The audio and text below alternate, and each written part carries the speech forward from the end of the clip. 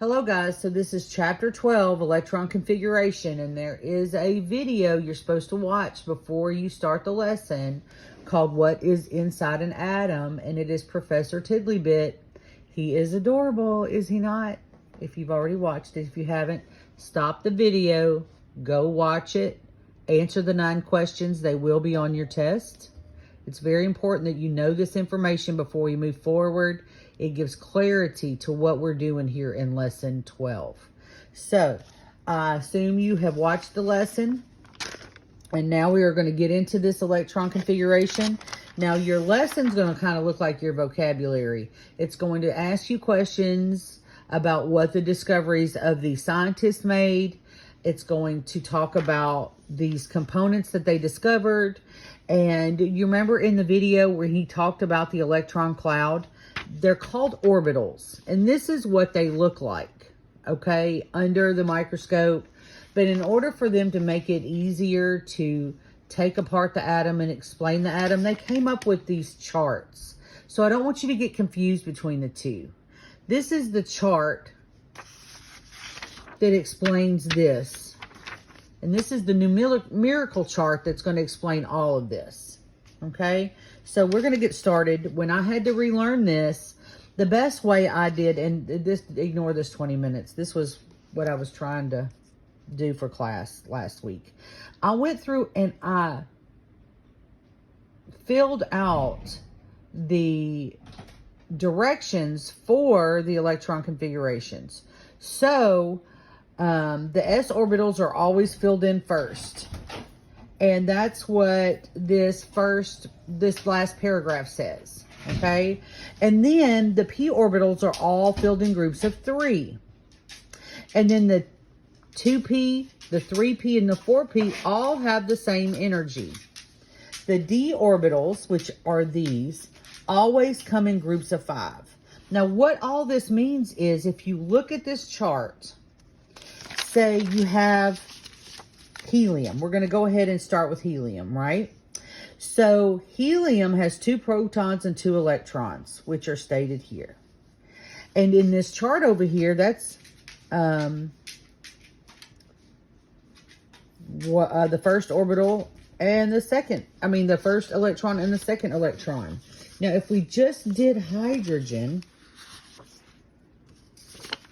it only has 1 positive proton and 1 negative electron. And in this chart over here, only this first box would be filled in, and it would be represented by saying 1s1. But helium has 2 protons and 2 electrons, so both of these boxes are filled in, and its numerical representation is 1s2. You see that? And so when you do your electron configurations, you're going to be moving up this chart. And you see the stagger? Once you get to the 2 S's, the 2 P's get filled in before the 3 S's. And the 3 P's get filled in before the 4 S's. And the 3 D's get filled in before the 4 P's get filled in, before the 5 S's get filled in. So it kind of tells you the direction of the orbitals being filled in. Okay, and that's important when you come across your an element like nitrogen. Okay, and so when you look at this, you notice that there are 7 positive protons and 7 negative electrons. Now, these always get filled in the first. And this first orbital only holds 2. The second orbital here holds 8 electrons, but only 5 are filled in nitrogen. And it is represented by this electron configuration number based on here. So if we follow the rules, okay, we know that 1s2 is filled, right? And we know that 2s2 is filled. because 3 and 4 are filled. Now, what does it say about the P? It said the P orbitals get filled in groups of 3. So if you look at this P, you can see the numbers are kind of weird. It's 5, 8, 6, 9, 7, 10. They're filled in 5, 6, 7, 8, 9, 10. So how this is written, just like we did the hydrogen, it is P, 2px, 1 is filled. 2py, 1 is filled. And 2pz, 1 is filled. So that is the numerical electron configuration for nitrogen. Are you following along with me here? Let's turn that page. Now we're going to keep our eye on this chart because we're still learning this chart. So we're going to look up oxygen. All right? Oxygen has 8 positive and 8 negative electrons. We're going to draw the nucleus. We're going to create the first orbital. Then we're going to create the second orbital, which, remember, it's the electron cloud. This is just a chart. And the first orbital only holds 2 electrons. Those 2 electrons are there. Now, always start your third electron above the first one. That's called the valence. That's an important position for these electrons, that you will always do this one first. But then if you look at your chart, we have 6 electrons on this. So it's 1, 2, 3, 4, 5, 6, 7, 8 electrons, right? And how does that look? So let's go back to our chart and know that 1s2 is filled, 2s2 is filled. Now looky here, 2px2 is filled, but 2py is only half filled and 2pz is only half filled. So this is the numerical electron configuration for oxygen. Are you following me? All right. So now let's look at sodium. So it has 11 protons and 11 electrons.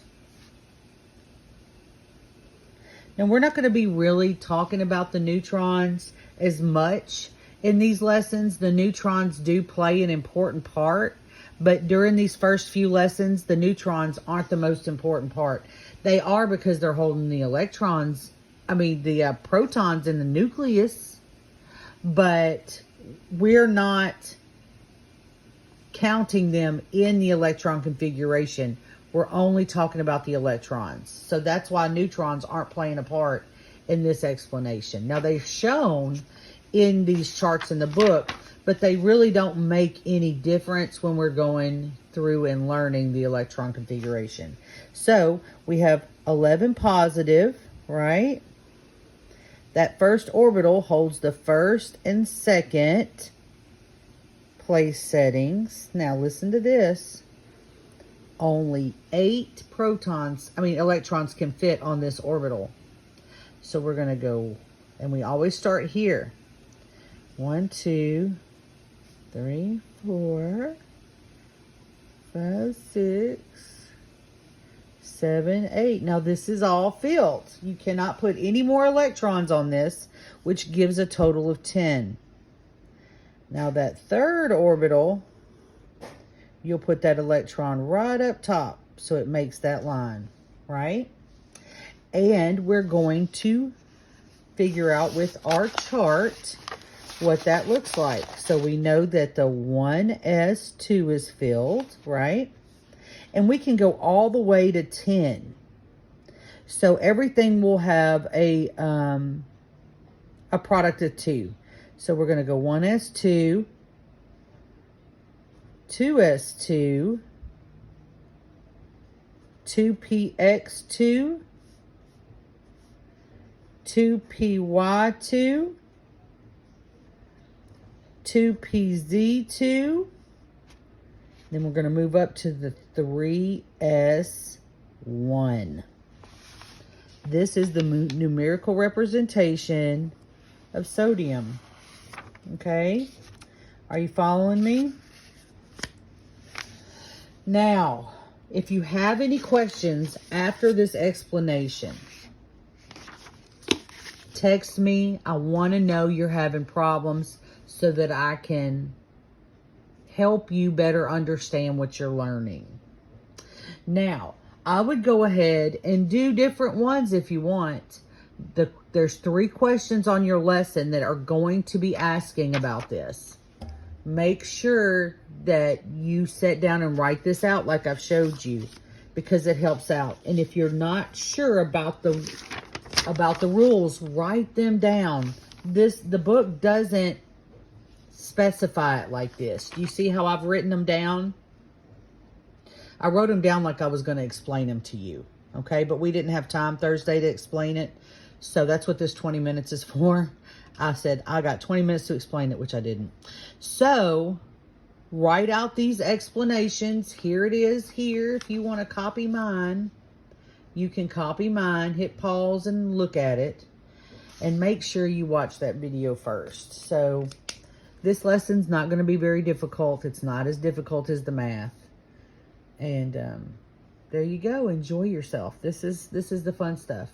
Talk to you later. See you Thursday. Bye.